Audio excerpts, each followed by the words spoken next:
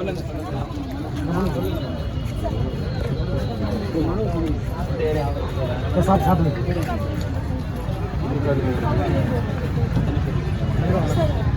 ஒரு 50 பேர் இருப்போம் சார்.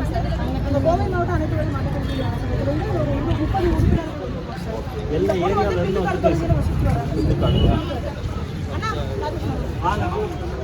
இவங்களும் உங்க ஹஸ்பண்ட் 2 பேரும் மாட்டுத்திறனாளி இருக்காங்க சார். பெட்டிக்கடை வச்சு வாழ்ந்துருக்காங்க. சண்டைக்காக இந்த பக்கம் பரப்புறவா சார். போலீஸுக்கு நாங்கள் 2 வாட்டி போனோம் சார். இந்த பொண்ணு 2 பேருமே வேலைக்கு போறாரு. இந்த பொண்ணு பெட்டிக்கடை வந்து வராங்க. இவர் அந்த ஒரு நாள் லீவு நாளில் போய் இப்போ போலீஸ் ஸ்டேஷனில் போய் பார்த்துருக்காங்க. அன்றைக்கி வந்து 2 வாட்டி போனாலும் ஆள் இல்லைன்னு சொல்லி அவங்க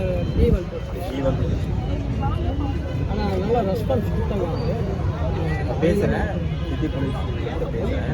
ஐயா, எங்களுக்கு இதில் ஒரு நிரந்தர தீர்வு வேணுங்க. இந்த ஒரு பொண்ணு மாதிரி நிறைய பேர் பாதிக்கப்படுறாங்க. ஒரு மாற்றுத்திறனாளினாலே இழிவுபடுத்தி தான் சார் பேசுறாங்க. ஊனத்தை பத்தி ஒரு ஊனத்தை பத்தி ரொம்ப கேவலமா பேசுறாங்க சார். எங்களுக்கெல்லாம் உங்களை வந்து என்ன பண்ணாலும் யாரும் கேட்கறதுக்கு நாதி கிடையாது. நாயை விட நீங்க கேவலம் தான் அப்படின்னு தான் சார் பேசுறேன். தவறாக இது பண்ணிருந்தாங்க, சட்ட ரீதியாக நடவடிக்கை எடுக்க. சரிங்க சார். போலீஸ் கமிஷனரோட கூட பேசுறேன். சரிங்க இந்த மாதிரி வந்து இந்த சம்பவம் நடந்திருக்கு. ஏன்னா வெள்ளலூர்ல ஒரு சம்பவம் நடந்து 6 மாசமா கிடப்பில தான் சார் இருக்குது. போலீஸ் ஸ்டேஷன் போய் பிரயோஜனமே இல்ல. நாங்க போய் எல்லாம் போராட்டம் பண்ணிடுவோம். கமிஷன் கிட்ட சொல்லி கவர்ந்து கொண்டு வந்து உடனடியாக அதுக்கு தான் நடவடிக்கை. சார் அதே மாதிரி நாங்க கம்ப்ளைண்ட் பண்ணாலும் நீங்க வந்து சட்டப்படியே எடுக்கிறேன்னு சொல்றீங்க சார். இவங்களுக்கு வந்து நேற்று பக்கத்து வீட்டில் சண்டை. இந்த பொண்ணு ஏதோ பெட்டிக்கடை வச்சு இவங்க ஹஸ்பண்டும் ஒய்ஃப் 2 பேருமே மாற்றுத்திறனாளியாக இருக்காங்க. இந்த பெட்டிக்கடை வச்சு அவங்க வாழ்வாதாரத்தை பார்த்துட்டு இருக்காங்க. இந்த ஒரு சூழ்நிலையில இந்த பொண்ணு வந்து பக்கத்து வீட்டில் சண்டை நடந்து இந்த பொண்ணு அமைதியாக அதோட வேலை என்னமோ பார்த்துருக்குது. ஆனால் இவங்களுக்கு வலுக்கட்டாயமாக ஒரு சண்டைக்கு இழுத்து இவங்களோட மாற்றுத்திறனாளிகளும் அதை வந்து மன உளைச்சலுக்கு ஆளாக்கி இருக்காங்க.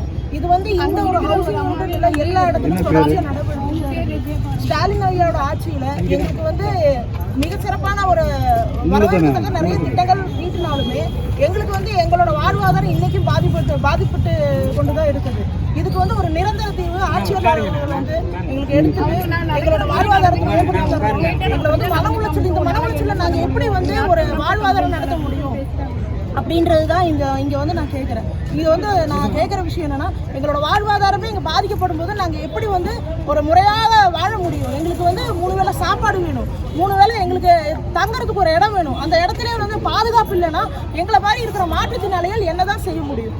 இதுக்கு ஒரு கோரிக்கை கொடுத்து இன்னைக்கு வந்து ஒரு நிரந்தர தீர்வுக்காக நாங்கள் வந்திருக்கிறோம். எங்களுக்கு வந்து ஆட்சியாளர் அலுவலர் ஐயா வந்து இதுக்கான ஒரு நிரந்தர முற்றுப்புள்ளி வச்சு ஒரு முடிவு தரணும்ன்றதுதான் இங்கே கேள்வி. நன்றி. மாவட்ட ஆட்சியருக்கு படிச்சு கொடுத்துருக்கீங்களா? சாருக்கிட்ட 25 பேர் இருக்கனால நாங்கள் எங்களால்